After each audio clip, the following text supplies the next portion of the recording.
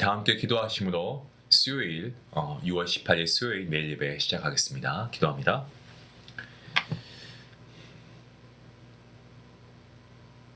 거룩하신 하나님 감사합니다. 오늘도 주님 앞에 나와 예배할 수 있는 은혜 주시니 감사합니다.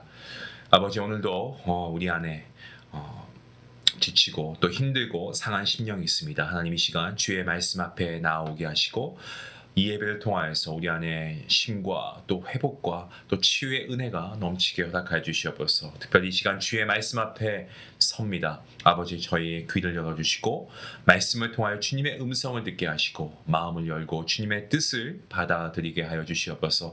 삶의 작은 자리에서도 하나님의 영광을 구하는 마음을 살아갈 수 있도록 도와주시옵시고 우리의 생각과 행동을 주님께서 온전히 붙들어 주시기를 간절히 소원합니다. 예배를 통하여 다시 한번 새 힘을 얻고 주님의 평안 안에 거하는 하루가 될 수 있도록 주님 함께 하시고 무엇보다 주님만 바라보는 마음으로 이 예배를 드릴 수 있도록 하나님 함께 하여 주시옵소서. 감사하며 예수님의 이름으로 기도하옵나이다. 아멘. 찬송가 363장 함께 하시겠습니다.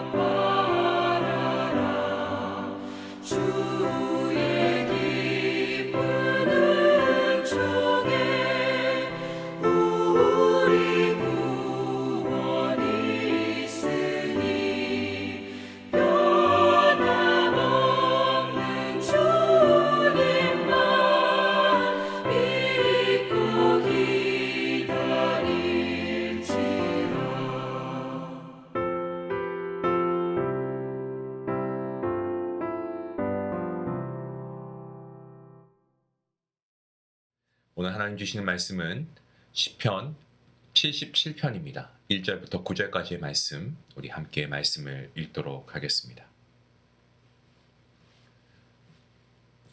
내가 내 음성으로 하나님께 부르짖으니 내 음성으로 하나님께 부르짖으면 내게 귀를 기울이시도다. 나의 환난 날에 내가 주를 찾았으며 밤에는 내 손을 들고 거두지 아니하였더니 내 영혼이 위로받기를 거절하였도다. 내가 하나님을 기억하고 불안하여 금신하니 내 심령이 상하도다. 주께서 내가 눈을 붙이지 못하게 하시니 내가 괴로워 말할 수 없나이다. 내가 옛날 곧 지나간 세월을 생각하였사오며 밤에 부른 노래를 내가 기억하여 내 심령으로 내가 내 마음으로 간구하기를 주께서 영원히 버리실까 다시는 은혜를 베풀지 아니하실까 그의 인자하심은 영원히 끝났는가 그의 약속하심도 영구히 패하였는가 하나님께서 그가 베푸실 은혜를 잊으셨는가 노하심으로 그가 베푸실 긍휼을 그치셨는가 하였나이다. 셀라. 우린 누구나 정도의 차이는 있습니다만은 모두가 다 고난의 시간들을 겪습니다. 예외가 없죠. 그리고 그 고난의 시간 중에 성공, 그리고 어떤 재기나 또 발전을 꿈꾸는 것은 매우 어렵습니다. 다윗이 사울을 피해서 굴에서 숨어 있을 때 나중에 사울을 제치고 왕이 된다라는 꿈 꿨기에 그런 어떤 꿈을 꿨기 때문에 버틸 수 있었을까요? 아니면 욥이 어떤 재 가운데 앉아서 질그릇 조각으로 몸을 막 긁지 않습니까? 나중에 자기의 소유가 갑절이 될 것을 꿈꿨기 때문에 버틸 수 있었겠습니까? 그런 것들이 아닙니다. 그 긴 고난의 시간 중에서도 그런 생각을 하지 않았습니다. 그런 생각이 들지도 않죠. 나는 나중에 잘 될 거니까 이 고난은 견뎌야 해. 이런 마음이 사실 들지 않습니다. 그 당시에는요. 어떻습니까? 그 당시에는 그냥 이 어둠에서 빨리 벗어나고 싶은 마음이고 거기에 더해서 이렇게 고난당하는 인생의 의미가 무엇인가 하는 정말 오히려 인생 본질에 대한 삶이 무엇인가라고 하는 그런 질문이 생기기도 합니다. 그러면서 우리는 고난 중에 하나님께 직접 묻기도 하죠. 하나님 도대체 어디 계십니까? 어디 계십니까? 오늘 시인을 보면 시인도 그렇습니다. 깊은 시름과 근심 가운데에서 그는 하나님을 찾고 있습니다. 본문 1절부터 3절까지 말씀. 내가 내 음성으로 하나님께 부르짖었더니 내 음성으로 하나님께 부르짖으면 내게 귀를 기울이실 것이다. 나의 환난 아래 내가 주를 찾았으며 밤에는 내 손을 들고 거두지 아니하였나니 내 영혼이 위로받기를 거절하였도다. 내가 하나님을 기억하고 불안하여 근심하니 내 심령이 상하도다. 셀라. 우리가 이런 기도를 할 때 어떤 내용을 기도하든지 간에 그 기도를 내 음성으로 해야 합니다. 무슨 말이냐면 나의 진심과 나의 진실을 담아서 기도해야 한다는 말씀이죠. 기도는 정말 진짜 내가 기도할 때 하나님께서 귀를 기울이시는 거예요. 물론 뭐 내가 아닌 다른 사람이 기도한다는 그런 의미가 아니고 내가 기도하지만 정말 진심으로 진실로 기도해야 된다는 겁니다. 하나님 앞에서 어떤 이런 기도를 한다, 정말 열심히 한다 하는 척 이런 기도가 아니고요. 우리가 좋은 기도라고 하는 어떤 정답은 없지만 우리가 좋은 기도를 한다라고 했을 때 제가 이만큼 열심히 기도합니다. 제가 열심히 이렇게 하나님께 간구합니다라고 했을 때 제가 구하지 않는 것은 하나님 그러니까 알아서 다 채워주시고 하나님 축복해 주세요. 마치 하나님과 어떤 눈치 싸움을 하는 여러분 그게 좋은 기도는 아니지 않습니까? 우리가 하나님 앞에서는 정말 진실된 모습으로 나아가야 됩니다. 하나님 앞엔 가릴 것도 없고 부끄러울 것도 없습니다. 정말 우리가 절실하게 진심으로 진실된 마음으로 하나님 앞에 나아가는 것. 그리고 하나님은 이러한 사람의 기도를 들으시죠. 하나님을 찾을 때 또한 우리가 다른 사람의 반응이 중요하지 않습니다. 2절 말씀을 보시면 시인은요. 다른 사람의 위로조차 거절하고 있지 않습니까? 물론 힘들 때 위로가 큰 힘이 됩니다. 예, 저도 힘들 때는요. 제 아내에게 위로받으면 큰 힘이 되는 것 같습니다. 저희 아이들에게 위로받으면 큰 힘이 되기도 합니다. 때론 성도님들에게 위로받으면 위로가 됩니다. 하지만 우리가 너무 힘들어서 감정이 정말 짓눌려 있을 때 다른 사람의 위로는요. 때론 짐을 덜어주는 것도 맞습니다만은요. 사실 근본적으로 우리에게 마음의 평안을 주시는 분은 하나님이시지 않습니까? 지금 시인을 보시면 인생의 본질을 찾고 있죠. 그러기 위해서 그가 무엇을 하고 있습니까? 하나님께 집중하고 있는 것을 우리는 주목해야 됩니다. 무슨 말입니까? 내 감정의 짐을 약간 더는 것, 그거 할 수 있겠죠. 누군가의 위로를 통해서 말입니다. 하지만 내 감정의 짐을 더는 것이 중요한 것이 아니고 이 인생을 주관하시는 분이 누굽니까? 하나님. 이 인생을 주관하시는 주관자이신 하나님께로부터 답을 들어야 한다는 거죠.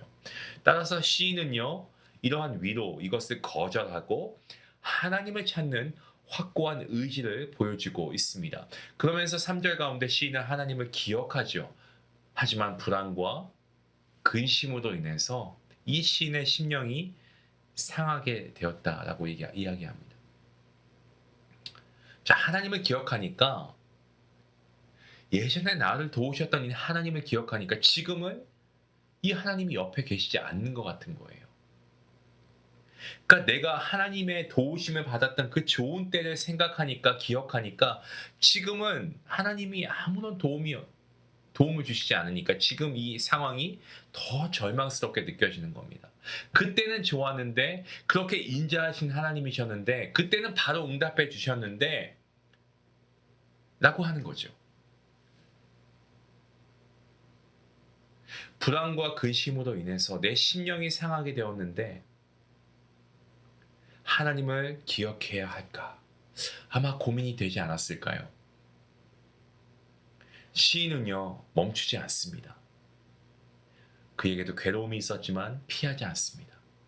그리고 하나님을 계속 기억해요. 하나님을 기억하면 기억할수록 괴로움이 더해질 수 있지만 그래도 멈추지 않습니다. 왜냐하면 결국 하나님은 우리와 함께 하셨거든요. 우리를 도우셨거든요. 우린 때로 우리 인생을 길게 보지 못하고 정말 우리가 영혼을 소유했다라고 하는데 영혼을 소유한 자로 살지 못하고 정말 우리 현실 앞에 있는 당장 코앞에 닥친 불안과 근심을 가장 큰 어려움으로 우리가 생각하고 너무나 힘들어하고 고통받습니다.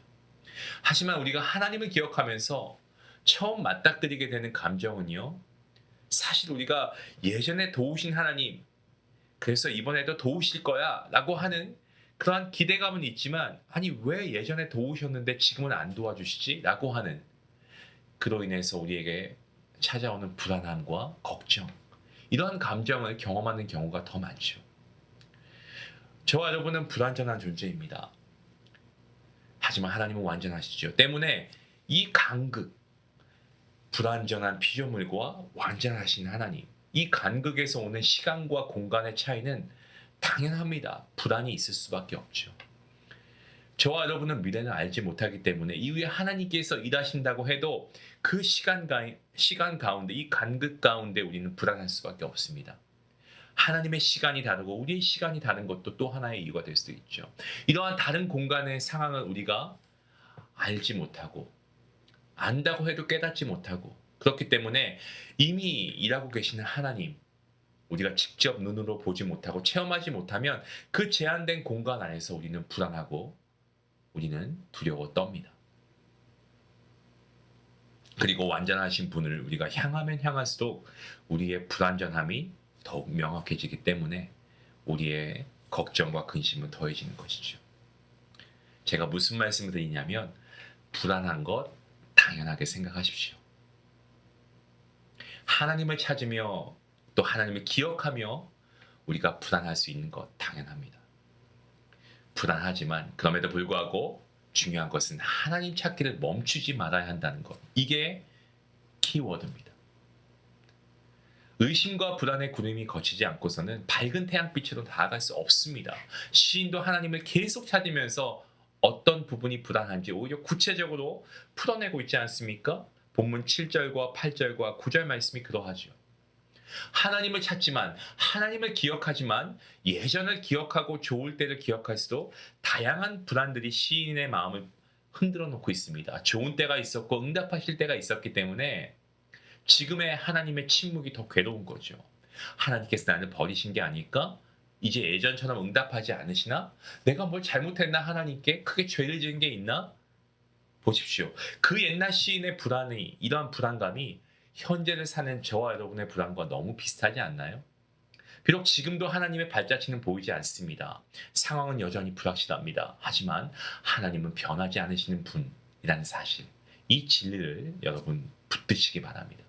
믿음은 모든 것이 명확할 때가 아니고요. 불안 가운데에서, 걱정 가운데에서, 염려 가운데에서 하나님을 계속 신뢰하기로 결단할 때 믿음이 시작되는 줄로 믿습니다.